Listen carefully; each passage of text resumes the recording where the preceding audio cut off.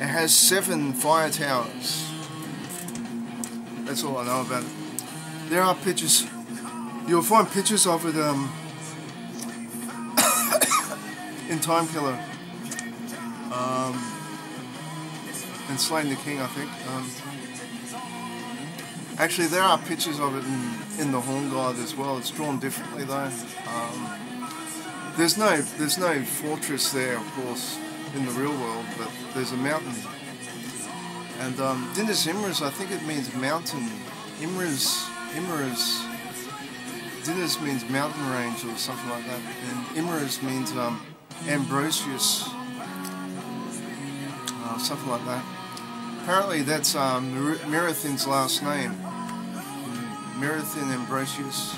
Merathin Emrys, which is Welsh, in the Welsh language.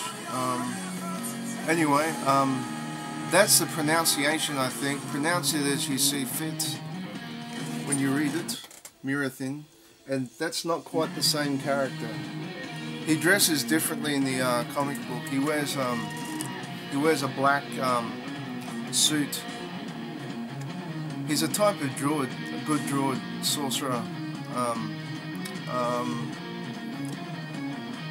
who employs Slaine to assassinate Elfric, some blue-skinned changeling, who replaced one of the Viking leaders during the invasion of Clontarf,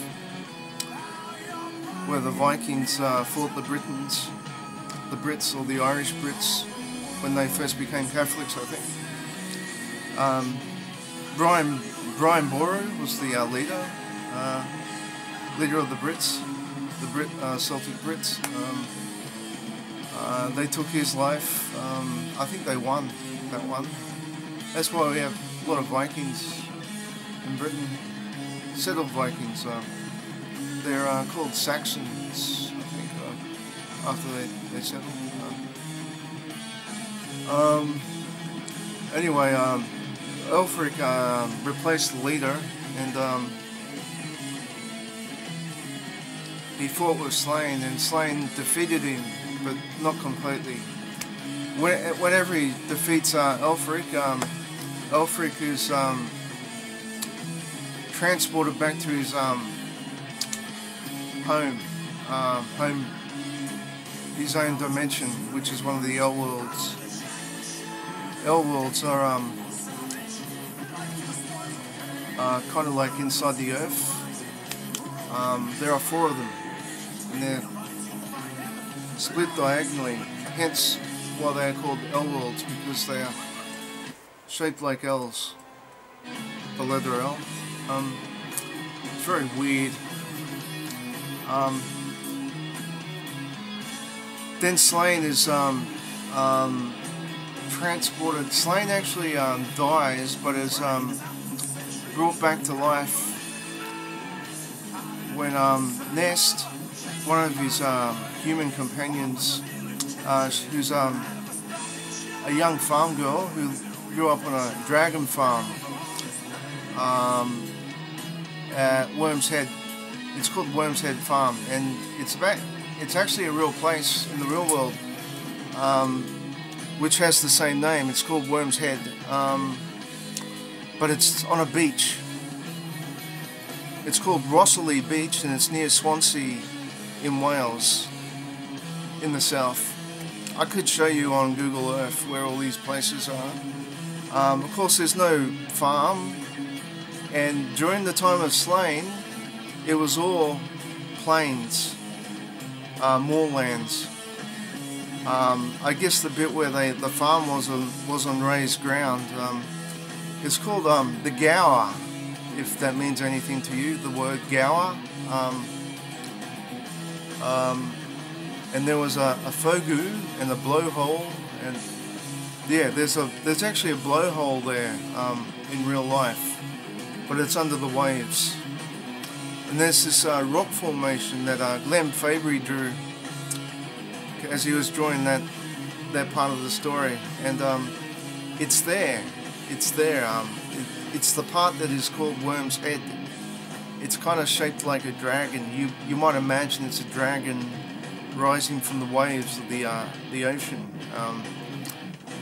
But in Slaine's time, it was on a desert. Well, it was on the plains, the moorlands, I think they were called, or some plains, grassy plains, the grassy desert plains, I think, of Wales.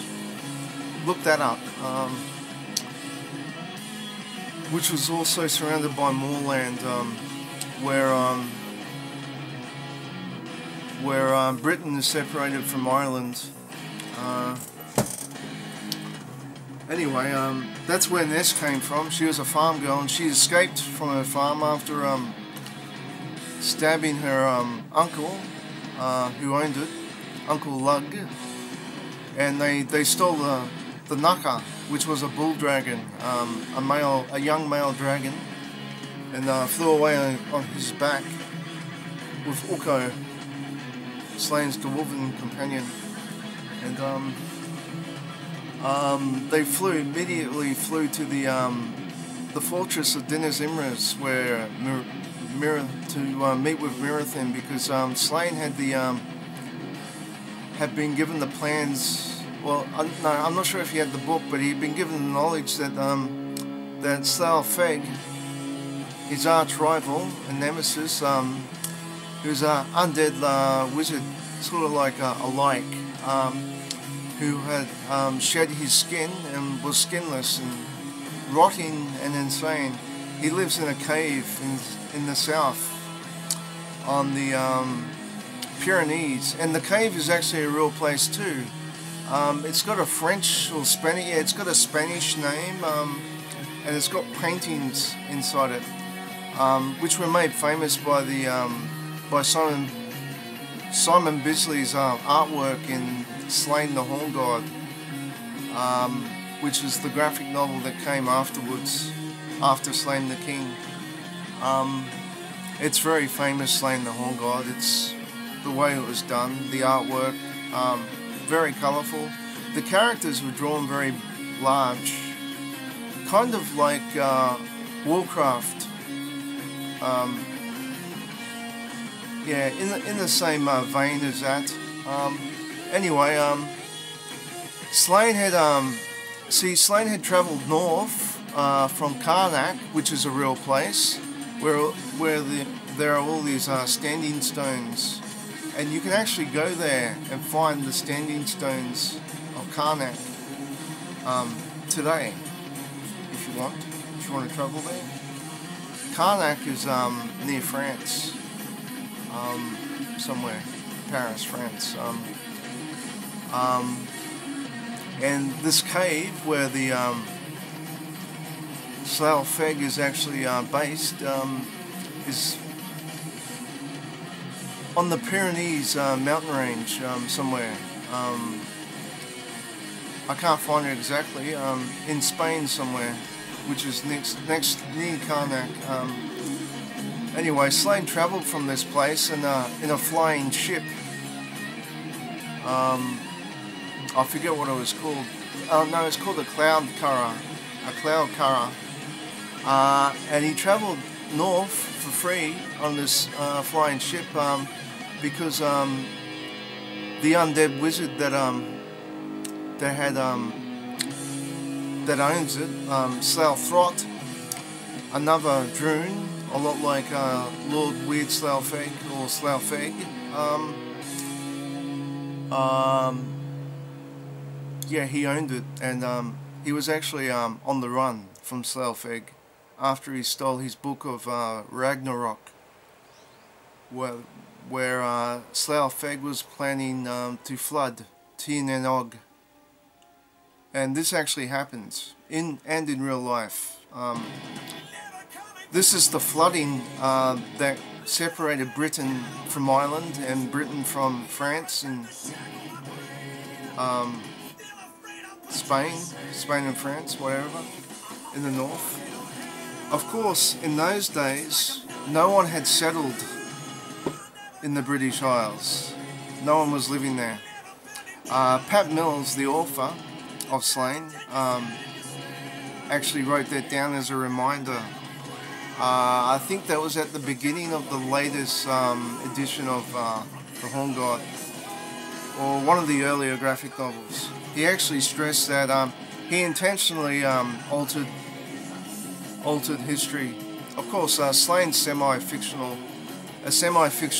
character. Is a Celtic berserker exiled from his homelands for sleeping with the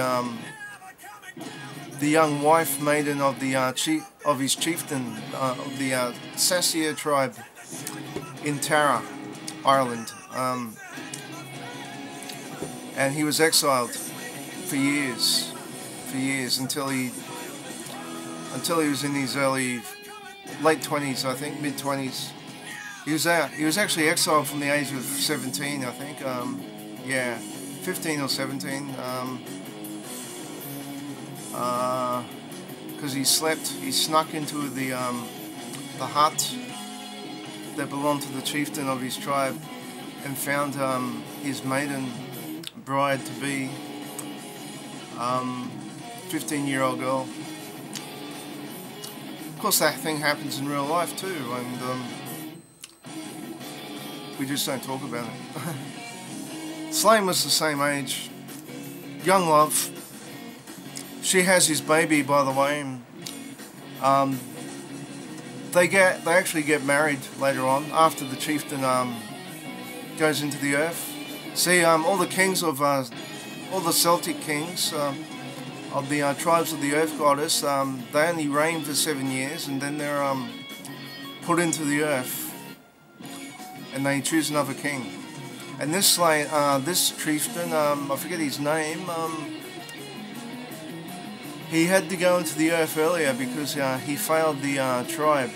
The crops went sour, and the Fomorians, the Fomorian sea demons, huge, monstrous, mutant creatures that had invaded their lands and were subjugating them. They were demanding a teeth of their crops, treasure, and women. Yes, and that they would covet the tears of young girls as well. They'd extract their tears and put them into drinking horns and drink from them. And there was their leader, Baelor of the Evil Eye. And now you could see parallels between Slaine and Thomas Kinsella's the Tane character called Cthulhu. That's how I pronounce it, Cthulhu. Who's another Celtic berserker, famous for his warp spasm. Well, actually, that's what it's called in Slaine. That's called a warp spasm, where he warps out of shape into this huge monstrous version of himself, and defeats all the enemies. Whenever he gets angry, it's kind of like the Celtic version of the Incredible Hulk, a bit, but not exactly. Anyway, I forgot where I was with that. Yeah, Slaine and Ness rode north to Dinas Emrys on the back of the Naka, which became his mount until it was killed by the flaming spear of the sun by the eastern Celts who owned that weapon after Slaine had visited their tribe to ask for it, and all the 4 tribes to be united against the imminent Fomorian invasion. Fomorian and Droon. The Fomorian invasion from the northwest, Droon invasion from the south, and the Midgard berserkers from the northeast. That was a big fight. That was in the Horn God. Anyway, he was delivering the plans he got from Slaufrot, who died They're on a sky ship, a ship powered by weird stones. That allow it to levitate, and they would sail it across the sky. They were just sailing big ships, sea ships, except they were flying because of the weird stones on board. They had these standing stones. They're called weird stones, and they pour blood on the stones, and this charges them up with power. And the room priest uses rise prayers. They're called rise prayers. It's a type of magic spell that enables the ships to rise up into the air, levitate, and then they would sail north. Anyway, Slaine had employed Slaine as a bodyguard while he would sail north across the sky to the tribes of the Earth Goddess in Ireland and Britain, when it was all one landmass called Tirnanog, the land of the young. Interpret that any way you want. I think it's got something to do with dinosaurs that were still around during that time. This is all before the time of Christ, by the way, so I guess it's okay, even though it's not historically accurate. Yeah, there were dinosaurs, but I think they also meant that people didn't make it to old age because times were hard back then, as it is now. But this time, these days we have more hospitals, better healthcare.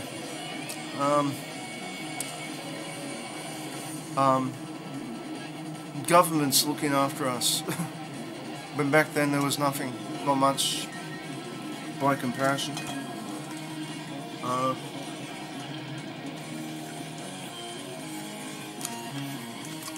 I should really be playing their Down Among the Dead Men. Slaine actually wrote songs based on Slaine too. The Red Branch, The Wicker Man, Slaine, that's a good one. The Cauldron of Blood, that's a very good one.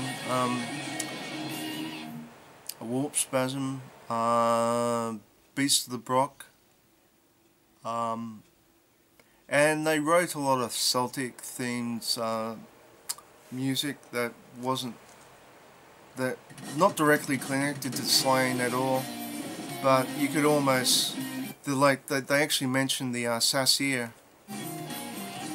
in one of these other songs, which was Slaine's tribe in the north of Ireland, in Tara, near Newgrange. And anyway, their cloud car crashed after they were attacked by some skyblades manned by the Midgard berserkers, the Vikings of that day, and they defeated 2 or 3 of them, I think, before they crashed themselves. And Slaine survived, as well as Slaine and his dwarven companion, but everyone else got killed, and they continued to travel north, and Slaine had actually sent the Skyblades against Slaine because he stole his book of Ragnarok with his plans to flood Tirnanog and increase his power. Slaine thought this would be the end of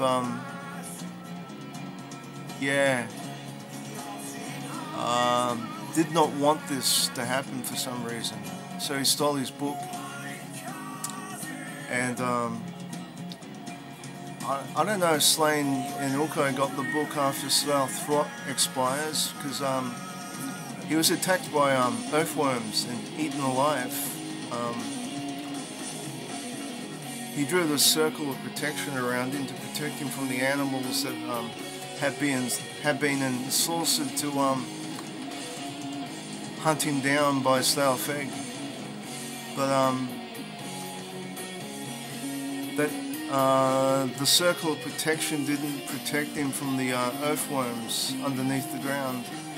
And they were big earthworms, they were giants, like they were like the ones from the King Kong movie made by Peter Jackson. You remember that scene where they were fighting off all these insects? They were giants, everything was big, and there were these worm-like creatures, they were slug-like creatures. Anyway, that's how Slough Frog expires, and I think Orko recovers the book in time, and they continue to travel north to Dinas Emrys to deliver the plans, the evil plans of Slough Egg. Kind of like Star Wars when Princess Leia was on her way to the Rebels' secret base in her big spaceship, and they were boarded by Darth Vader and his stormtroopers and interrogated. She still managed to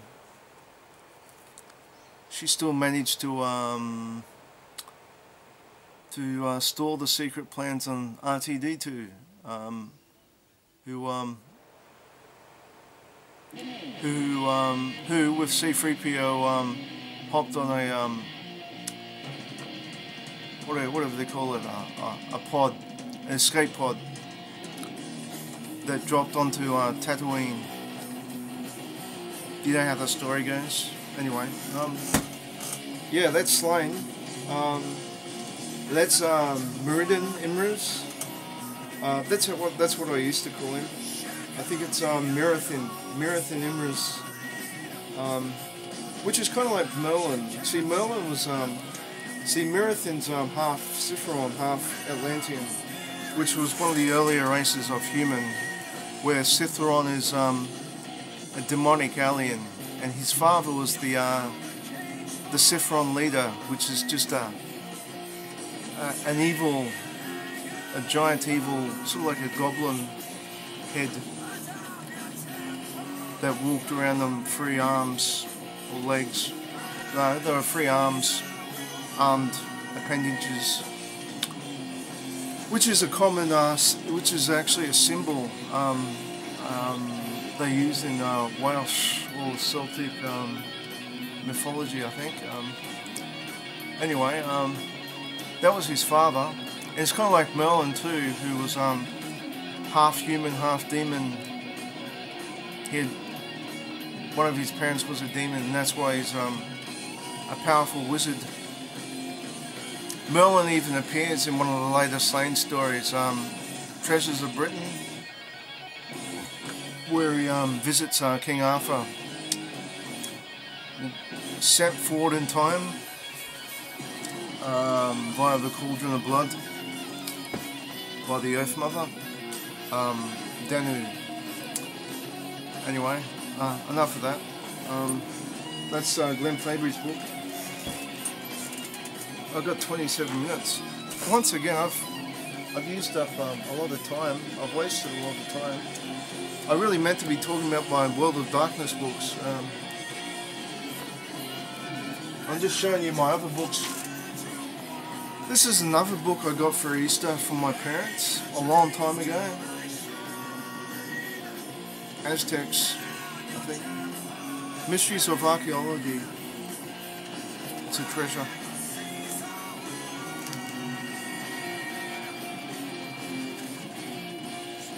It's also got stuff about Atlantis. Oh. This is when books before the internet. Giants and men. This giant ape attacks prehistoric man. These apes probably roamed the open woodlands of China and India.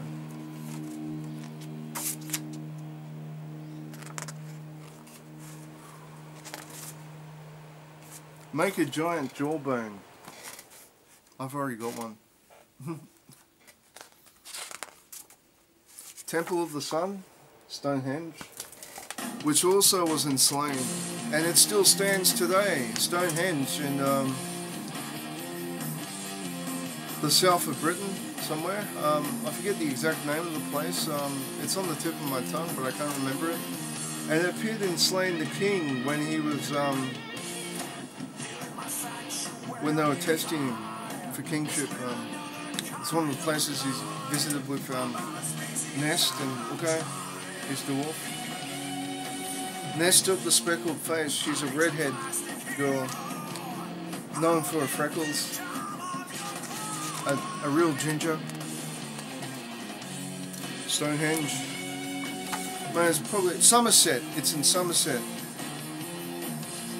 Located on Salisbury, on the Salisbury Plain in southern England. That's what it. Yeah, that's where it is.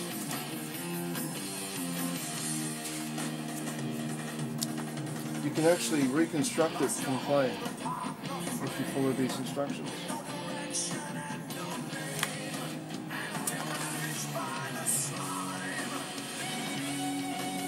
The Aryan invaders attacked the town in the Indus Valley and killed its inhabitants, including the priests soon. The town will be desolate. They're Aryan invaders. I think Aryan means pure, one of the pure races, I think.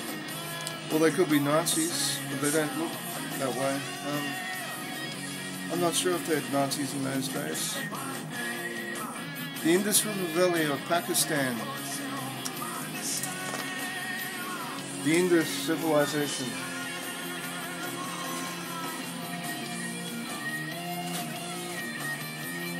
Babylon.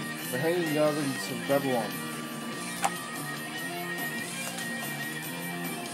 There they are. The Hanging Gardens of Babylon.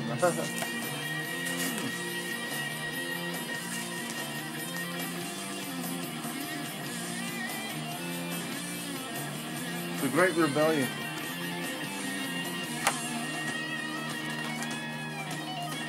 The Maya. That's in Guatemala.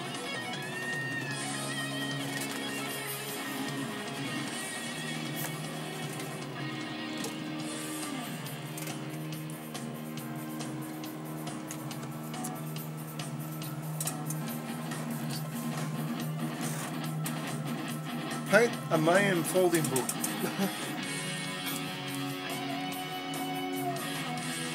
A Mayan. The Minotaur. The Minotaur of Crete. The Palace of Knossos. I hope that's how it's pronounced. Mazes and labyrinths. King Solomon's Mines. Great Zimbabwe.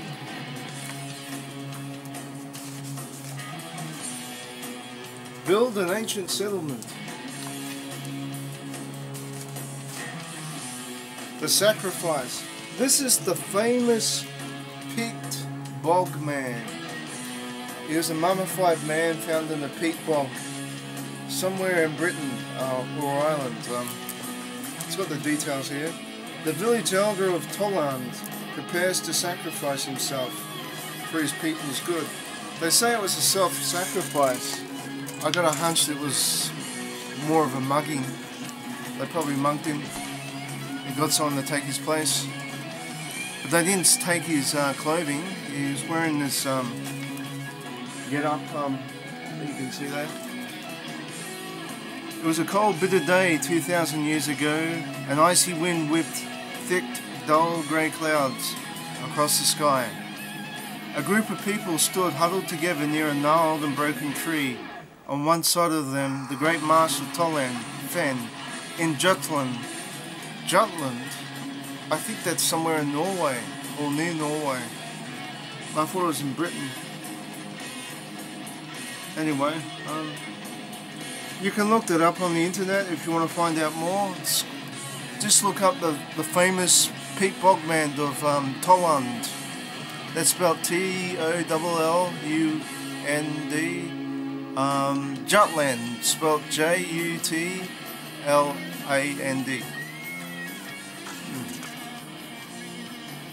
Here it is, the peat bog murder mystery. That's the actual, that's what they found.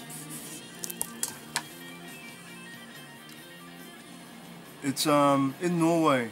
No, it's just above Germany. On the end of the that there. It's just under Norway. Yeah, I thought it was in Britain.